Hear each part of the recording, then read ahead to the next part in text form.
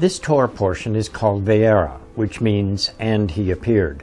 The primary focus of this portion is the story of Isaac, his miraculous birth and near sacrifice by his father Abraham. The story of Isaac is perhaps the most well-known and read account in the Bible after Noah and the flood. But there's far more to this Torah portion.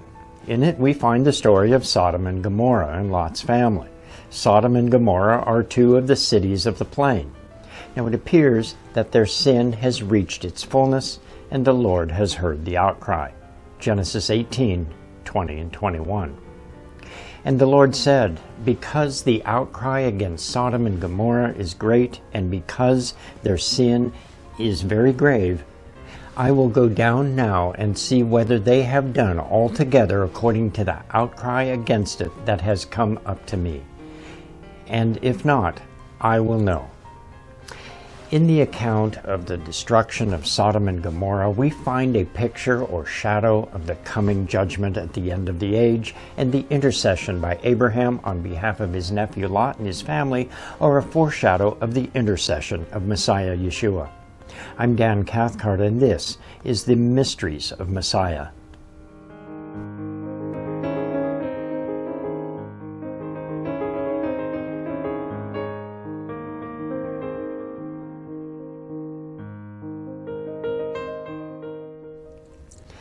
At the time of Noah, the world was full of evil and violence. The sin of Adam had fundamentally changed the nature of man as well as the entire creation.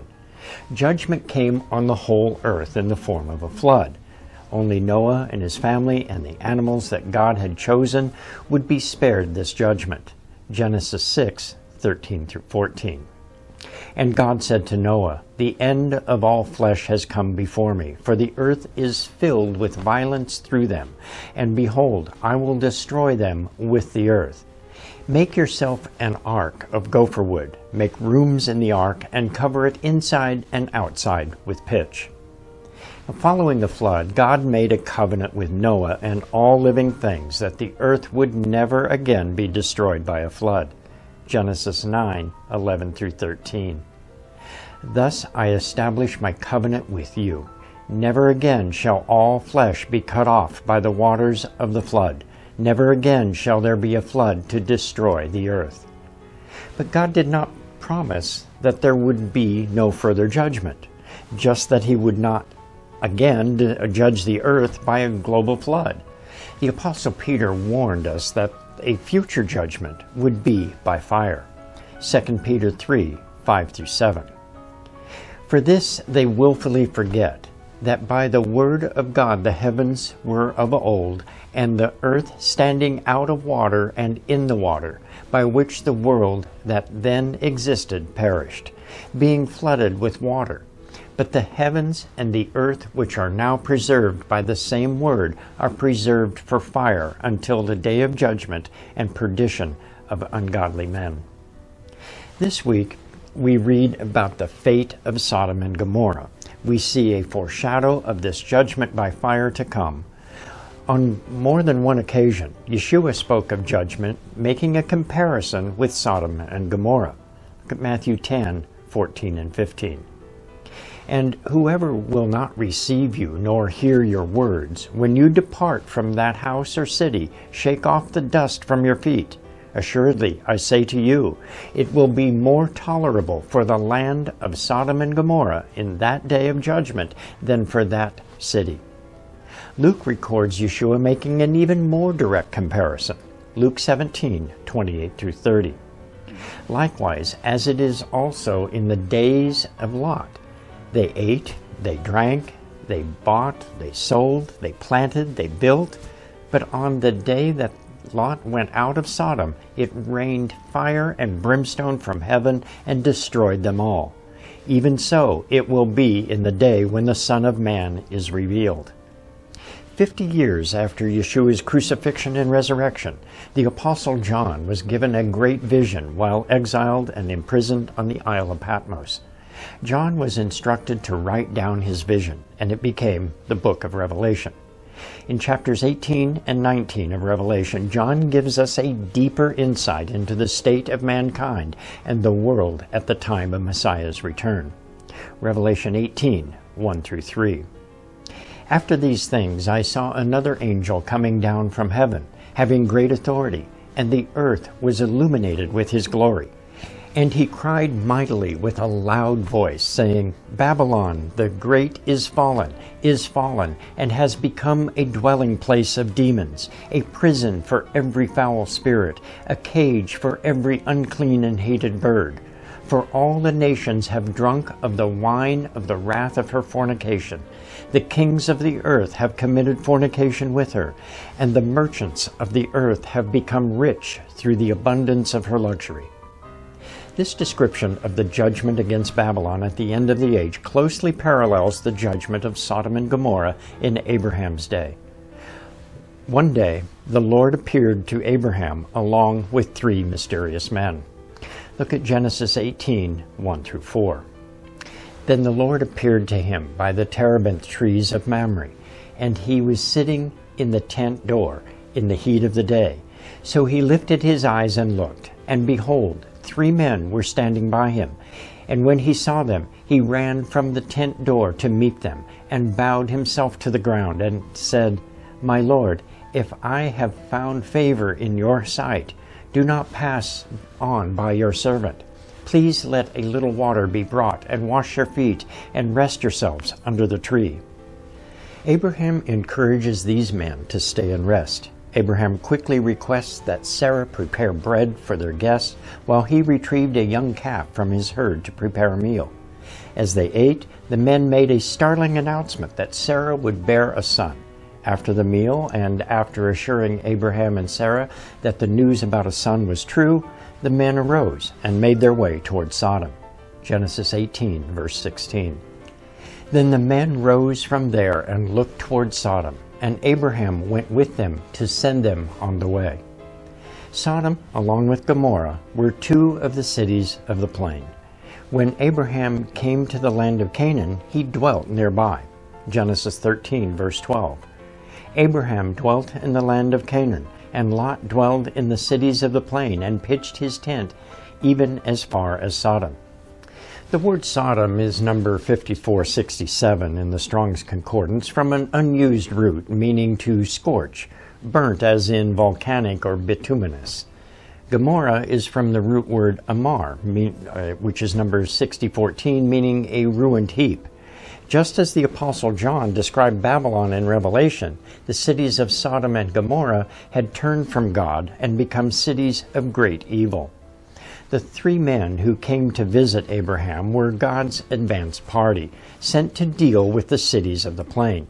After their meal with Abraham and Sarah, the men leave Abraham's tent and head to Sodom, while Abraham pleads and intercedes with the Lord on behalf of the righteous living in the city. Look at Genesis 18, 22 through 25. Then the men turned away from there and went toward Sodom. But Abraham still stood before the Lord. And Abraham came near and said, Would you also destroy the righteous with the wicked? Suppose there were 50 righteous within the city. Would you also destroy the place and not spare it for the 50 righteous that were in it? Far be it from you to do such a thing as this, to slay the righteous with the wicked, so that the righteous should be as the wicked. Far be it from you. Shall not the judge of all the earth do right? John also speaks in Revelation of an intercessor pleading for the righteous to leave Babylon before judgment is brought upon it. Revelation 18, 4 through 5. And I heard another voice from heaven saying, Come out of her, my people, lest you share in her sins, and lest you receive of her plagues.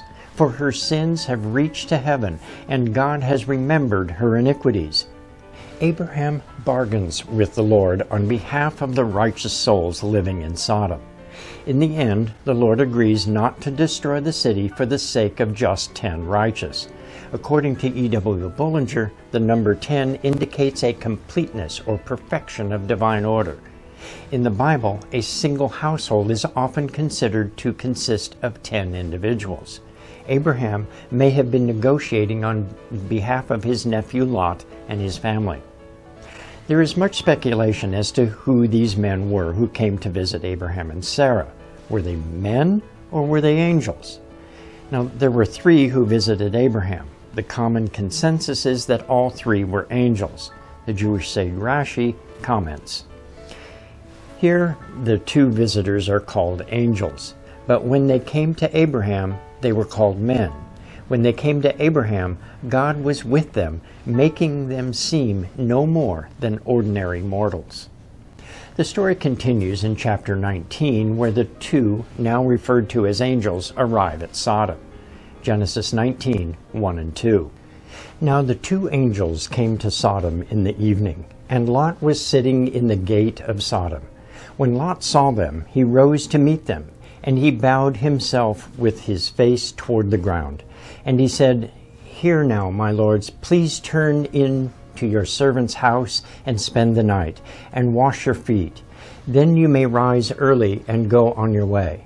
And they said, "No, but we will spend the night in the open square." Lot was sitting at the gate of the city. Now, this is normally a place where the city judges would sit to render decisions as leaders of the city. Now, was Lot one of such leaders? Now, given the level of sin and depravity in Sodom, it seems unlikely. More probable is that Lot was there to protect strangers and travelers from the evils surrounding him. Lot insists that the angels come with him to his home. Look at Genesis 19, verse 3. But he insisted strongly, so they turned in to him and entered his house. Then he made them a feast and baked unleavened bread, and they ate. It wasn't long after the angels were in Lot's home that many residents of the city came to Lot's door demanding that the guest be turned over to them. Genesis 19, 4 through 5. Now before they lay down, the men of the city, the men of Sodom, both old and young, all the people from every quarter surrounded the house. They called to Lot and said to him, "Where are the men who came to you tonight? Bring them out to us, that we may know them carnally." The men of Sodom now demanded that Lot's guests be turned over to them for evil and depraved purposes.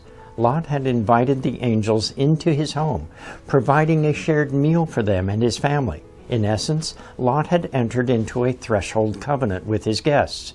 Under the provisions of a threshold covenant, Lot was obligated to protect his guests even at the expense of his own life and that of his family.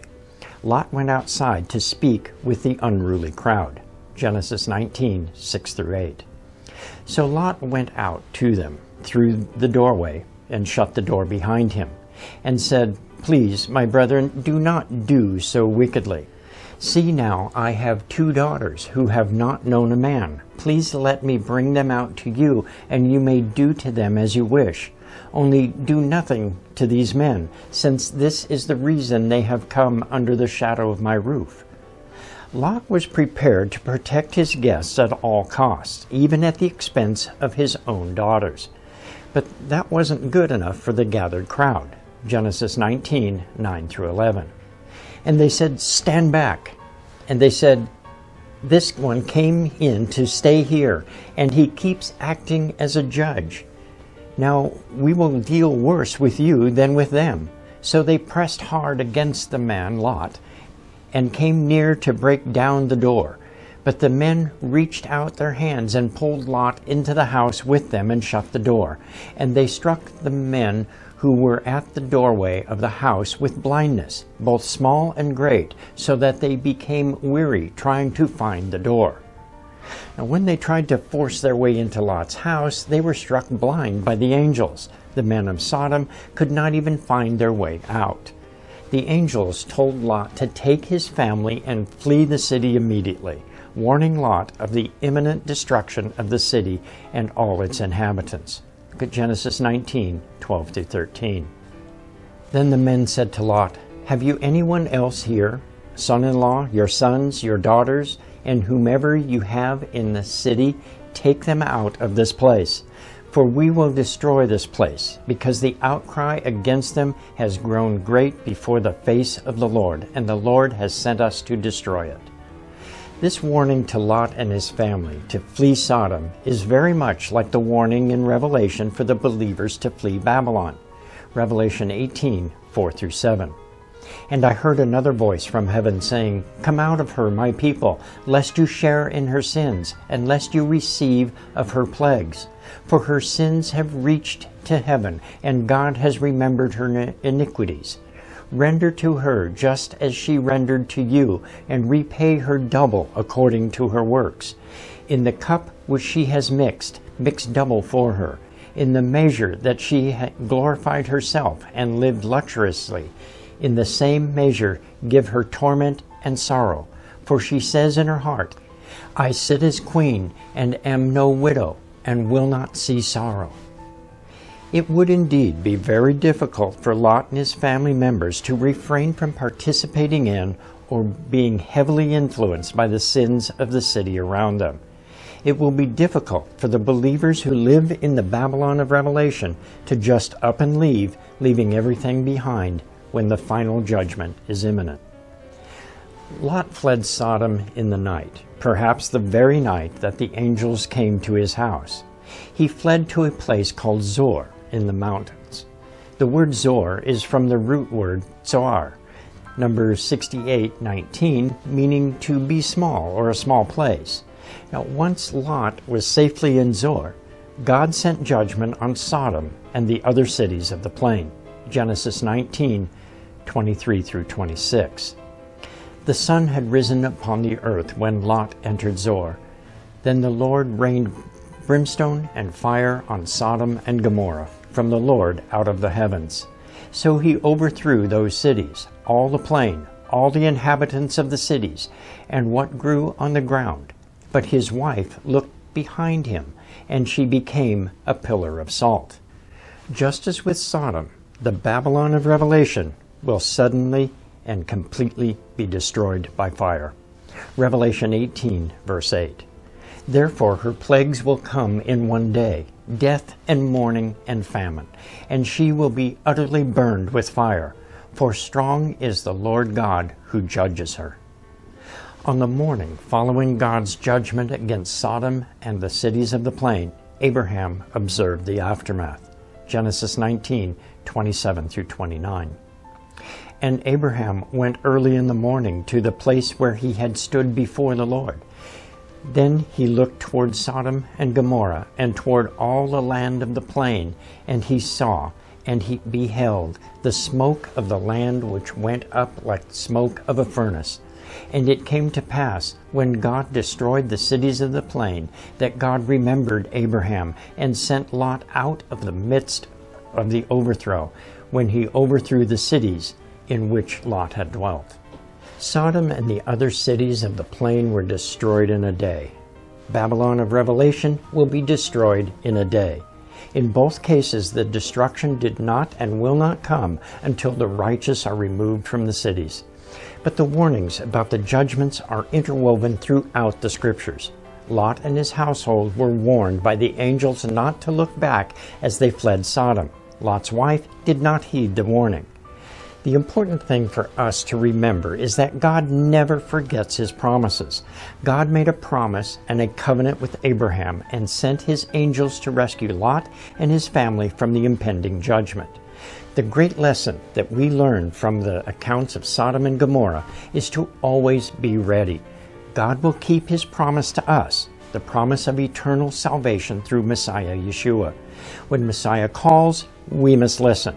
When it is time to flee from our Babylon, we must be ready to flee at a moment's notice and not look back to the things that would keep us from reaching the safety of our Zor, our little place of refuge and safety.